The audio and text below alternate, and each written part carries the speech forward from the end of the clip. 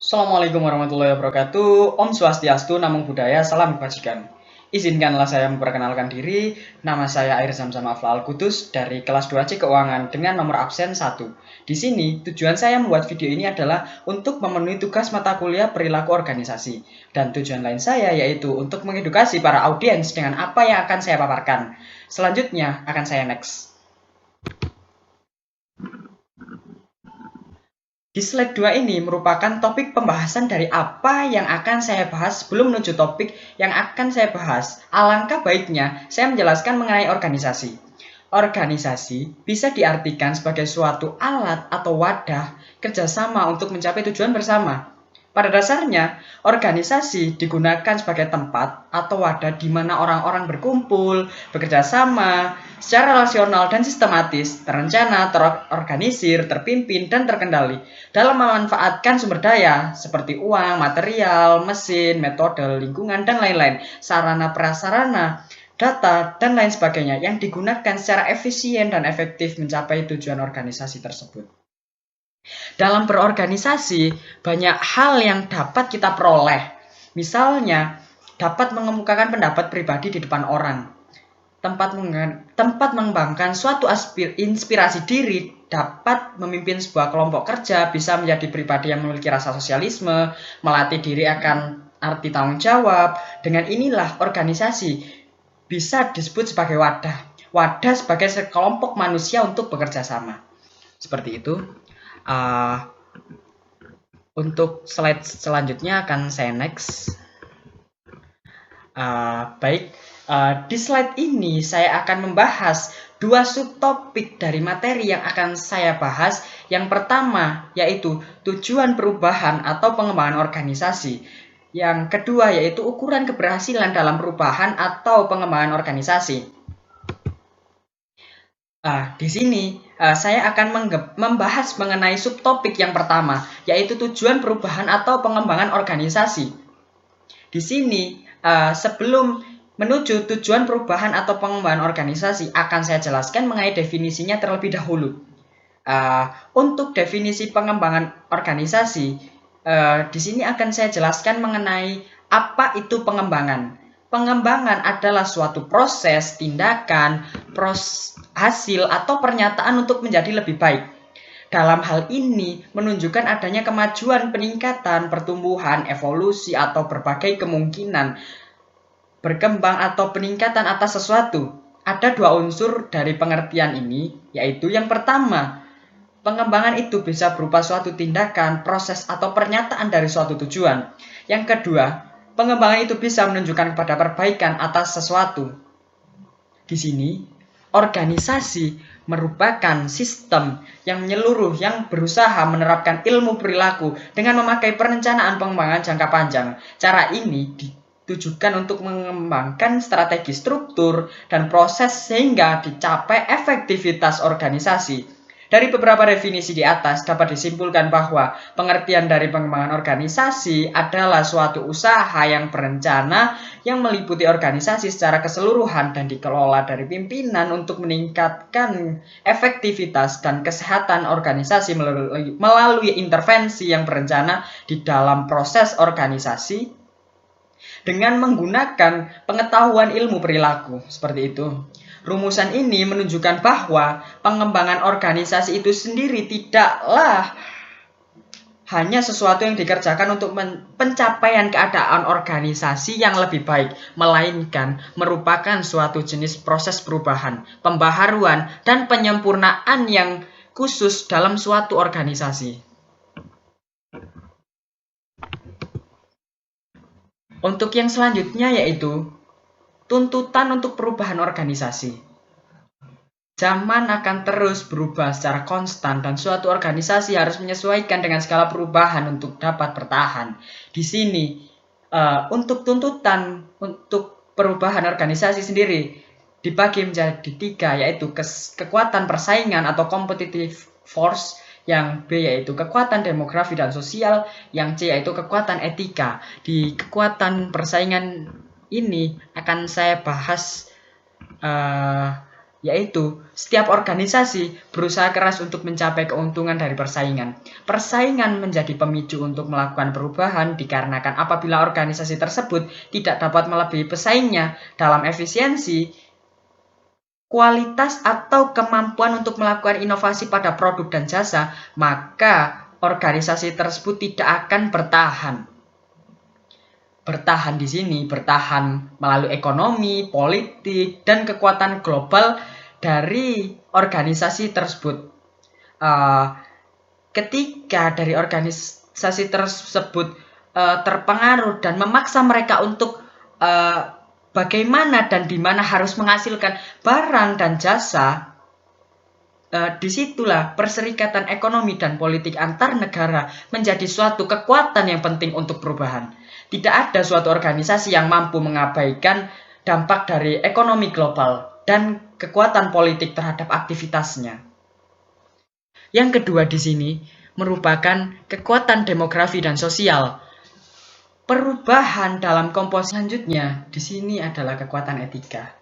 Kekuatan etika sama pentingnya bagi suatu organisasi dalam mengambil tindakan untuk berubah sebagai tanggapan atas tuntutan dalam perubahan demografis dan sosial untuk ke arah perilaku perusahaan yang lebih jujur dan bertanggung jawab. Banyak organisasi membutuhkan perubahan untuk mengizinkan para manajer dan para pekerja di semua tingkatan untuk melaporkan perilaku yang tidak pantas, sehingga suatu organisasi dapat dengan segera menyingkirkan perilaku seperti itu dan melindungi kepentingan umum bagi para pelanggan dan anggotanya. Di slide selanjutnya, saya akan membahas mengenai strategi untuk pelaksanaan perubahan. Di sini, sebenarnya implementasi bagian yang terpenting dari proses perubahan itu sendiri dan juga merupakan hal yang sulit untuk dilakukan. Perubahan seringkali dirasakan mengganggu dan tidak nyaman untuk para manajer. Begitu juga dengan para karyawan. Perubahan merupakan hal yang kompleks dan implementasi dibutuhkan kepemimpinan yang kuat dan gigih. Di sini, saya akan membahas mengenai kepemimpinan untuk perubahan dari strategi untuk pelaksanaan perubahan. Kepemimpinan untuk perubahan akan membutuhkan perubahan dalam organisasi dan perlunya pemimpin yang dapat berhasil mengelola perubahan tersebut untuk terus tumbuh. Salah satu gaya kepemimpinan disebut transformational leadership, khususnya sangat sesuai untuk membawa perubahan. Pemimpin yang menggunakan gaya kepemimpinan transformasional meningkatkan inovasi organisasi secara langsung dengan menciptakan visi dan secara tidak langsung menciptakan lingkungan yang mendukung eksplorasi, eksperimen, berani mengambil resiko dan berbagai ide. Selanjutnya di sini yaitu hambatan untuk perubahan. Hambatan untuk perubahan adalah hal yang wajar apabila orang-orang melakukan perlawanan terhadap perubahan. Namun, resistansi untuk berubah melambatkan efektivitas organisasi dan mengurangi kesempatan untuk bertahan. Resistansi untuk berubah dapat ditemukan di organisasi, kelompok, dan tingkatan individu. Resistansi untuk berubah tingkat organisasi, jenis-jenis hambatannya adalah seperti konflik dan kekuasaan, perbedaan dalam fungsional orientasi, budaya organisasi, resistansi untuk berubah tingkat grup, dan juga resistansi untuk berubah tingkat individu. Selanjutnya, di slide ke-7 ini, tujuan perubahan atau pengembangan organisasi mengenai macam-macam tujuan perubahan dan perkembangan organisasi. Tujuan perubahan dan pengembangan organisasi dari perubahan dan pengembangan organisasi ini adalah untuk meningkatkan suatu kehendak yang kita inginkan untuk mencapai sebuah tujuan yang jelas. Macam-macam tujuan perubahan ini yaitu yang pertama, untuk mempererat organisasi satu dengan organisasi yang lainnya. Yang kedua yaitu untuk meningkatkan mutu dari organisasi tersebut atau organisasi yang telah dibuat. Yang ketiga yaitu untuk meningkatkan peranan organisasi di masyarakat luas. Yang keempat yaitu untuk memberikan dampak positif kepada masyarakat. Yang kelima yaitu untuk melakukan penyesuaian terhadap perubahan organisasi yang telah dibuat. Untuk yang slide selanjutnya yaitu saya akan membahas topik Saya akan membahas subtopik yang kedua, yaitu mengenai ukuran keberhasilan dalam perubahan atau pengembangan organisasi. Di subtopik ini, saya akan membahas mengenai ukuran keberhasilan dalam perubahan atau pengembangan organisasi. Di sini, ukuran pengembangan dalam perubahan atau pengembangan organisasi dibagi menjadi 6. Di slide ini, saya akan membahas 4 ukuran keberhasilan dalam perubahan organisasi.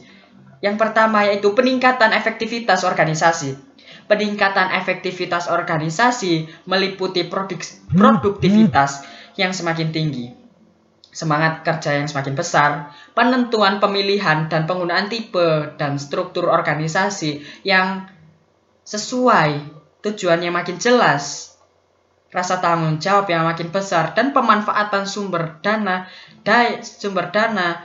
dan tenaga yang semakin tinggi. Tegasnya, peningkatan kemampuan organisasi terjadi peningkatan kinerja organisasi dari organisasi itu sendiri. Yang selanjutnya di sini, saya akan membahas mengenai manajemen yang lebih baik. Manajemen yang lebih baik pada seluruh jajaran organisasi yang lain antara terwujud dalam penerapan prinsip-prinsip kepemimpinan yang situasional dengan gaya kepemimpinan yang demokratis, mungkin seperti itu. Lalu, untuk di poin yang C, yaitu terwujudnya komitmen dan keterlibatan.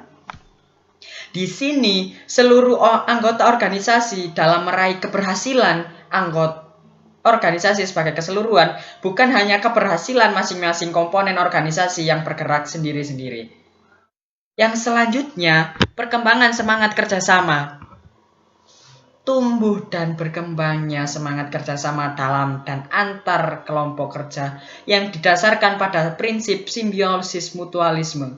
Mengapa prinsip simbiosis mutualisme? Karena di sini ketika organisasi itu berkembang, memiliki semangat kerjasama, kita akan saling menguntungkan di dalam organisasi itu sendiri. Maka dari itu, ketika kita berada di dalam suatu organisasi, kita harus memiliki semangat ketika melakukan kerjasama. Di slide selanjutnya ini, saya akan membahas mengenai peningkatan kemampuan. Peningkatan kemampuan pada para anggota organisasi untuk mengenali berbagai faktor yang merupakan kekuatan organisasi dan mampu memanfaatkannya sebagai modal penting dalam meraih kemajuan, dan sekaligus mampu dan bersedia mengakui bahwa organisasi memiliki berbagai kelemahan yang dapat menjadi penghambat ke arah kemajuan dan kesediaan untuk mengatasi dan bahkan apabila mungkin menghilangkannya. Yang selanjutnya di sini, peningkatan kemampuan berkomunikasi secara efektif baik vertikal ke bawah dan ke atas, horizontal dan diagonal ke atas dan ke bawah. Dalam rangka penyampaian informasi, saran, kebijakan, dan keputusan yang akan menghasilkan peningkatan kapabilitas organisasi untuk memecahkan masalah dan penyelesaian konflik secara fungsional.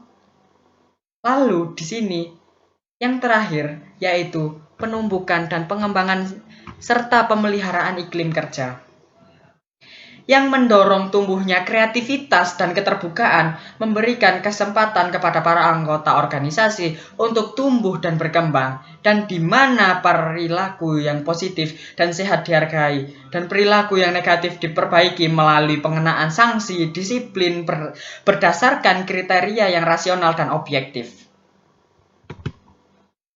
Baik, mungkin sekian yang dapat saya sampaikan. Mohon maaf apabila ada kurangnya dalam hal pengeditan maupun penjelasan. Mungkin itu yang dapat saya sampaikan. Mungkin hanya itu yang dapat saya edukasi kepada para audiens di sini. Saya meminta maaf sebesar-besarnya. Mungkin cukup. Wassalamualaikum warahmatullahi wabarakatuh. Terima kasih.